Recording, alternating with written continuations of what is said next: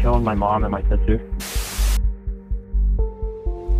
Fear of the dark.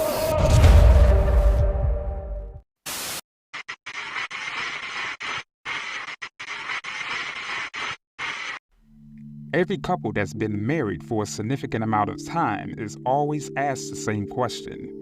What's the secret to a happy marriage? There's the traditional advice like never go to bed angry, and the classic reminder that marriage requires compromise. But it's totally different to a young woman, Barbara Tomei, a 27-year-old who was physically abused by her husband, Sylvester Ofari, a 35-year-old Ghanaian pastor behind closed doors during their marriage.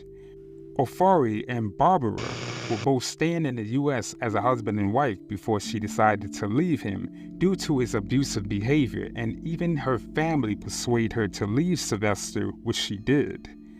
The couple, who were in the middle of a divorce after being married for 5 years, were separated at the time of the incident. Before the incident happened, Barbara Tomei, with her elder brother Perry and other family members, had visited her estranged husband's home to pick up some documents. Suddenly, she was attacked by her husband, and a heated exchange between her brother and her husband resulted in Ofaru putting out threats to kill his wife. "If I don't kill your sister, then I am fake," the pastor blurted out.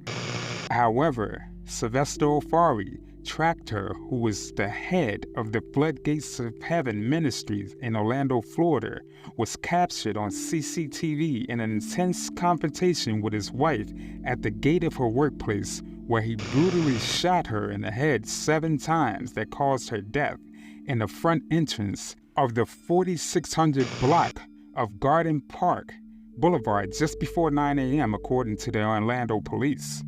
She was an employee of the Navy Federal Credit Union. A search warrant was later served at the suspect's apartment, and Ofari was taken in custody without incident, according to police. Ofari is being held without bond on a charge of first-degree murder with a firearm. The family of Barbara remain devastated over her death. However, they are hopeful that justice will be served at the end of the trial. I'm still shaken up. And that's why she only wants to go by Lisa, but she was in tears today talking about what she saw and heard this morning outside this Navy Federal Credit Union. The next thing I know is he raised his hand with the gun in it and he shot her. She's talking about the man police say opened fire and killed a female worker here outside before the credit union opened.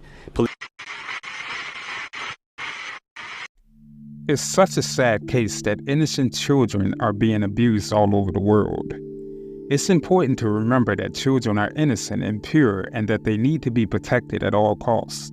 But after all, it was tragically different to Alfie Steele, a 9-year-old boy who suffered cruelty under the custody of his parents. Alfie was being mistreated by his mother, Carla Scott, 35, and her partner, Dirk Howell, 41, according to the testimonies. Neighbors witnessed Howell aggressively shouting and swearing at Alfie in the street while Scott stood by and let it happen. A lot of 999 calls from neighbors all over feared for the little boy, and when emergency services arrived at the property, they found his lifeless body on the bedroom floor with a severely cold body temperature of 23 Celsius.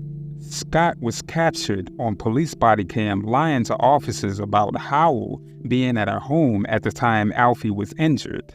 She also told the police that she hadn't seen him in a couple of days previously, but Howell was seen running away from her home towards the train station, and he was later arrested at the Dortwich Railroad Station as he attempted to board a train. Alfie's body gave up from the horrific ongoing abuse at their hands and unfortunately died on February 18, 2021, after being found with 50 injuries all over his body. He had been beaten with a leather belt and heavy flip-flops. They dunked him in cold water while naked, and they had him stand outside in the middle of the night with cold water thrown over him as punishment at their home in Droitwich, Worcestershire, England, UK.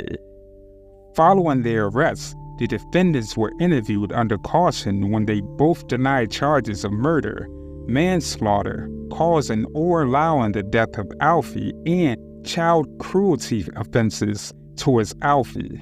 Paul Reed of the CPS said, "As a mother, Carla Scott tragically put her loyalty to her partner above her duty to protect her child. It is a tragedy that Alfie's life was cruelly taken away by the people who were supposed to love and care for him." Dirk Howell was found guilty of Alfie's murder. His mother, Carla Scott, was convicted of manslaughter but cleared of murder. At their hearing at the Coventry Crown Court, Howell was sentenced to life with a minimum of 32 years, while Scott was given 27 with a minimum of 17. Police emergency. Hello, it sounds like my neighbours are doing something bad to their kid in the bath, like they're really hurting them. Right, so do you know what their names are? The woman's called Carla, and the guy is called Dean. Okay, so how long has this been going on for today? I've just heard some noise over the last 15 minutes. I heard lots of banging, and it sounded like someone splashing around in a bathtub. Went into the toilet, and it sounds like you can hear this guy, that he's being hit and held under the water or something, and like loads of thrashing around. It's concerning because I know they've got social services involvement as well, and the police have been before a few times. But had him in the garden, disciplining him, he's standing like a statue. Oh, okay. The man, whoever the man is, it was like having a verbal go at him. I don't know, we couldn't hear what he was saying, but he was obviously giving him a real good shelling down. Police emergency. Hello there. I'm a bit concerned about my neighbours. I'm hearing some really worrying noises from next door. I don't know what's going on, but it doesn't sound they might be getting abused or something. I don't know what's going on, but it's pretty horrific.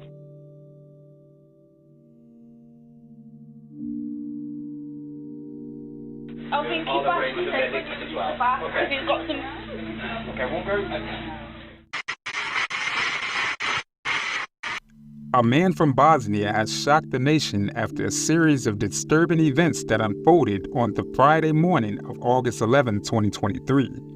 Before delving into the tragic incident, let's take a glimpse into Sulejmanovic's life and background. 35-year-old Nermin Sulejmanovic had a history as a bodybuilder and fitness coach. Sulejmanovic resided in Gradačac, a part of Bosnia and Herzegovina, along with his family. At the age of 35, his life took a devastating turn, leaving the community in shock. Nermin Sulejmanovic carried out a horrifying act and went live on Instagram that gained 12,000 viewers. You heard that right, 12,000. His followers, in which were called netizens, joined the live stream of the Bosnian bodybuilder in the hope to watch something motivational or related to bodybuilding. But they had to watch the brutal murder of his ex-wife, Nazima Hisimovic. He gave a forewarning to his followers that they were going to watch the live execution. He then went on a violent spree, taking the lives of 2 more individuals and injuring 2 others as he invaded authorities. Tragically, his rampage concluded with his own suicide. However, Nermin already had criminal records of drug smuggling and assaulting a police officer. The sensitive and disturbing video on Instagram was already removed from the platform, but it had been watched by more than 12,000 people before the video was taken down. He recorded 3 separate videos documenting the gruesome scene. Nermin moved the camera towards his ex-wife, who was laying on the ground with a damaged face that appeared bloody and disfigured. He was armed with a gun when he says, "Hey guys, you're going to see something you've never seen before. It's a live murder. It's a massacre."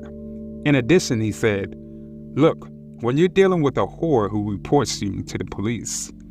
He confessed to being the child's father and shares that his ex-wife was preventing him from seeing the child for almost a week and had reported him to the police for domestic violence.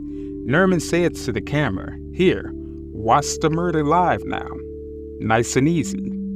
Are you watching?" before shooting his wife in the head. The unsettling sequence of events left everyone stunned and distressed, and they even heard a child crying in the background. He then turned the camera towards the crying baby and said, "Someone come and save the child," moving on, after killing his ex-wife.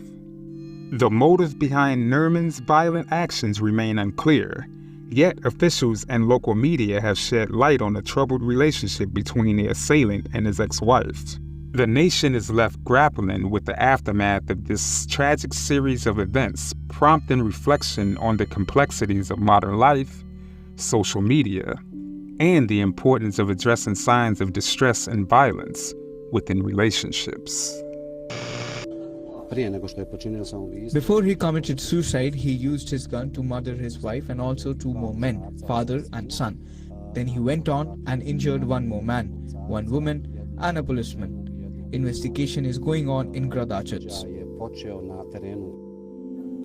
The motive behind the attack is not yet clear, however, official... Good evening, everyone. This is Yuri K, and this is the end of the video. Please leave a comment and let us know your opinions on the matter. If you happen to like this content, please check out our other videos. Make sure you like and share amongst your friends and family to help our community grow. You happen to be new to this channel? Please make sure you subscribe. It's free and you can always change it in the future.